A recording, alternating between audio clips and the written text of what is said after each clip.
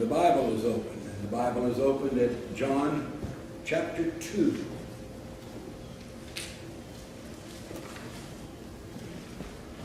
This is the word of the Lord, John chapter 2, verse 23 and following.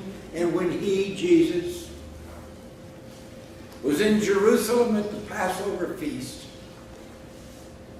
many believed in his name when they saw the signs that he was doing. But Jesus, on his part, did not entrust himself to them, because he knew all people. And indeed,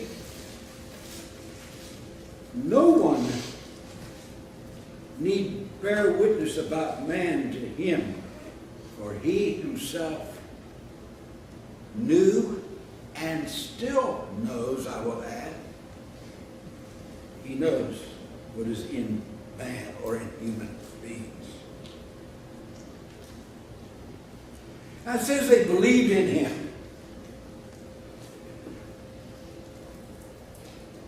But there is a belief that is not saving belief. You can believe about Jesus and not believe in Jesus. You can believe about him because of miracles and signs and wonders and great things. People love the sensational. They'll flock to see the sensational. They want to experience the miraculous. But that does not mean that they trust in him. To believe in him means to take your life, my life, and entrust it completely to him. To be changed, to be transformed, become new persons. There is a belief that is non-saving. That is the belief that these people were. Shall we to Jesus? To me, one of the most astounding things in the whole Bible is Judas and Jesus.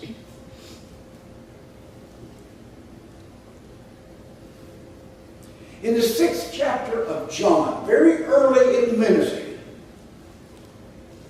3 years of ministry, disciples and Jesus walking together, eating together, talking together, sharing together, all 12. And Jesus, he's teaching them. He gives them miraculous abilities to do things, to change people's lives, to cast out demons, to heal diseases, to restore people, to change people. Judas was one of those. And we read in the 6th chapter of John, Jesus said, "Did I not choose you," meaning the disciples, the 12, and yet one of you is a devil, a deceiver. He spoke of Jesus, Judas, the son of Simon Iscariot, for he, one of the 12, were going to betray him. And Jesus knew that. The amazing thing is Jesus kept it secret. He never let on. For all of those years of ministry, of being together, he never gave a clue to the other disciples. If you know something bad about somebody, ooh, you just can't hardly wait to tell it. But Jesus kept it inside. That's not easy to do. He never let on. He let the disciples choose Judas of all the 12. They chose Judas to carry the money bag. It's a position of trust. They thought he was an honest, upright fellow.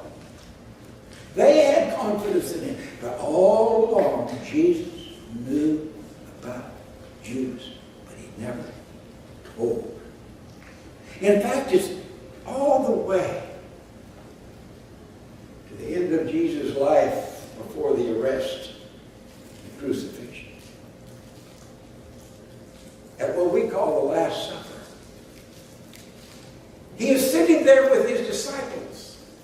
We read of that in the 13th chapter of John. We read of it in the other gospel accounts. Judas is there. Now, they didn't sit in chairs like we do around our tables. They lay down on couches, supported themselves with one, and they'd reach over for the food and eat with the other hand.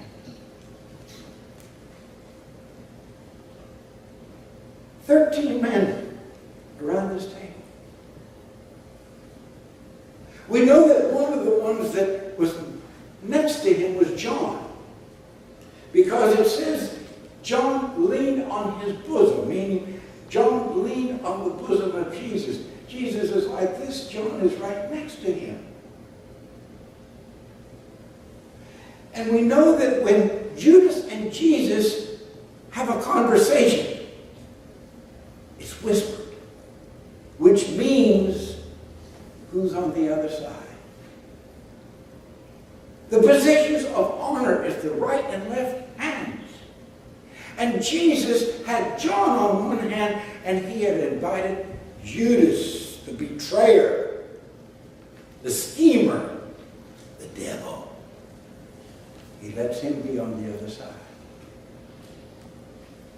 And they asked, well, who is going to betray you? When he announced it. And he says, the one whom I give this little piece of bread after I have dipped it in the sauce. He dips the bread and he passes it to Judas, so he had to be close.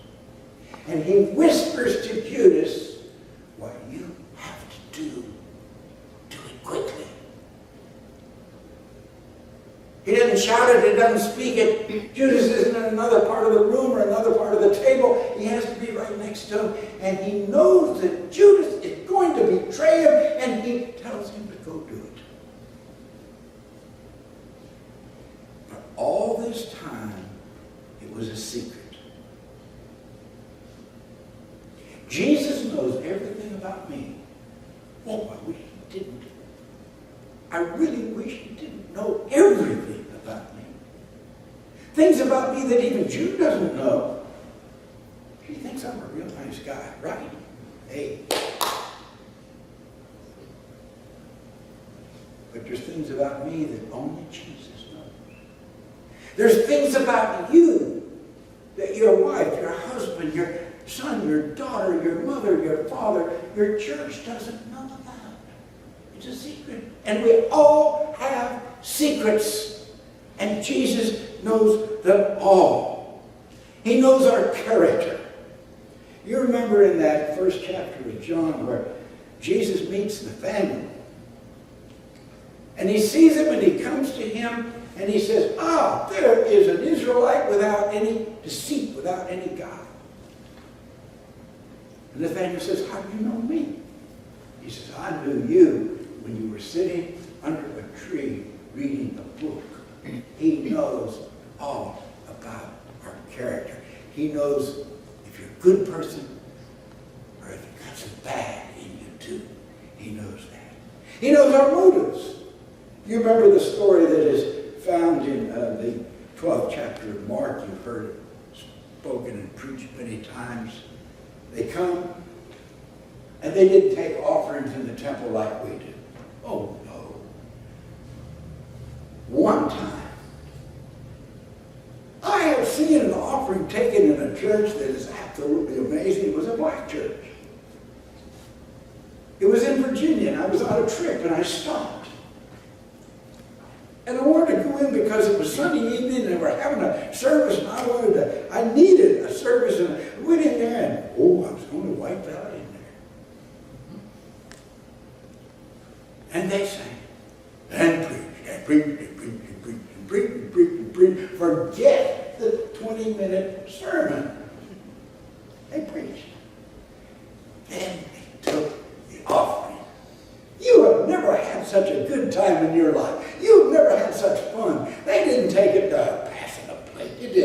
shop, gentlemen, but that was nothing.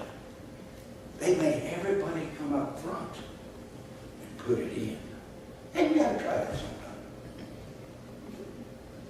Steve, you're going to be the first one up here, right? Amen. And they didn't just come up and drop it in. No, they sang. And they marched around and around and around. And every time he said, sing it again. They come around, put a little more in the plate. Sing another verse. They come around and put a little more in the plate. And they're laughing and talking. And I'm in that crowd trying to, what am I going to do with my little 50-cent piece, you know? They know how to take an offering in those kind of churches. I think we can learn from them. That's the way they did it back in that temple. Everybody came up and they had this big thing that looked like a trumpet. And they would walk up there and put it in there. No clinking allowed. Had to be soft stuff. They put it in there. And it says that Jesus was in the treasury of the temple watching them. Did you know that Jesus watches you and watches me? He was watching them give their offerings. And a little old lady come up there. And she had 1/4 of 1 penny. You ever take a penny and cut it in fourths? That's a little tiny bit of money. But it's all she had. Eat! Jesus saw it. And he said, you know, she gave more than all of them with their big gifts and the trumpets at the front of the church. She gave more because she did it with a heart of love and gave everything that she can. Now this sermon is not about giving, though it could be. That'd be a good one. We'll do that next week. Are you coming back? No, I won't do that. It's about Jesus knowing and watching and seeing everything that we do and everything that we are and everything that we even think. He knows not what you give, he knows why you give. He doesn't so much capitalize on what you are doing, it's why you are doing it. You're here because you love Jesus. He knows that. You give because you love him. He knows that. You serve him out in a community where you work or where you go to school. He knows that. He knows why you do it. He knows the motive in your heart. He knows your inside and my inside. And there's secrets. He also knows our weaknesses.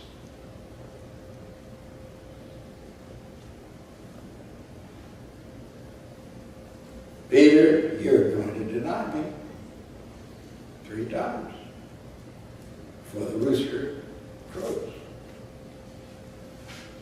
He knew that Peter had weakness. He knows your weakness. He knows where I fail. He knows where I let down. He knows everything about me. He knows. He knows. But he keeps it secret. He doesn't tell. But there's a coming a day when your secrets are let out. There's a coming day of judgment when everything I've been, everything I've fought, everything I've said will come out. Matthew 12:36 says something that really hits David Trimbur. I don't know about you. It says, have to give an account for every idle word. What is an idle word? Stupid, ridiculous, bumbling, stumbling words that mean nothing. They're empty. They're no good. They're no help. He knows even every idle word that you've spoken.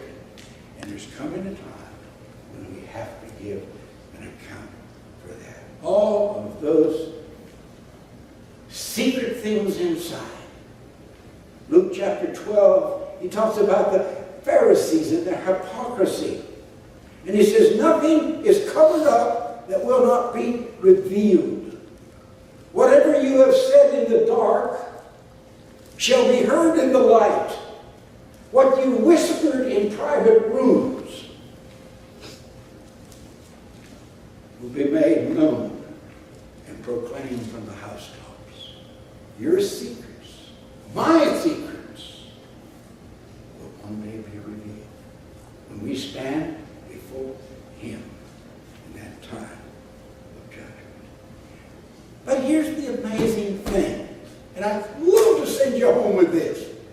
Forget everything else I said, but remember this.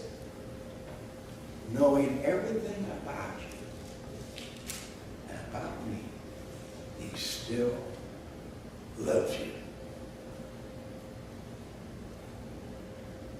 When she met me and we started going together, I put on a pretty good show. It worked. I got her, my wife. It worked. But she didn't know much about me. Well, she knows more now. The good and the bad and the ugly. But guess what? You better say yes. She still loves me. Isn't that beautiful about Jesus? He knows everything about your thoughts, your motives, your character, your weaknesses, your failures, and he still loves you and loves me. Regardless of how we fail and regardless of how we sin. Have you sinned this week? This morning? Last night? This month? Sure you have. So have I. People live in it. They don't get married, right? They just live in it. I know dozens of homes right here, little, nice, little, deep South, Bible-believing evergreen. I'm sure you folks just living together. You know why they do that? Because if they don't like what they see, if they don't like what they hear, if they don't like what they discover in the other person, out of here, gone, hit the road, babe, I'm gone. But marriage is a commitment. I love that. It's a commitment. You mean business. And so we don't just live in with Jesus, we are wedded to Jesus. We make commitment to Jesus. He makes commitment to us. Remember that beginning passage? He knows what's inside of everybody. They said they believed. They were all with miracles. And he said, I don't trust myself to you because I know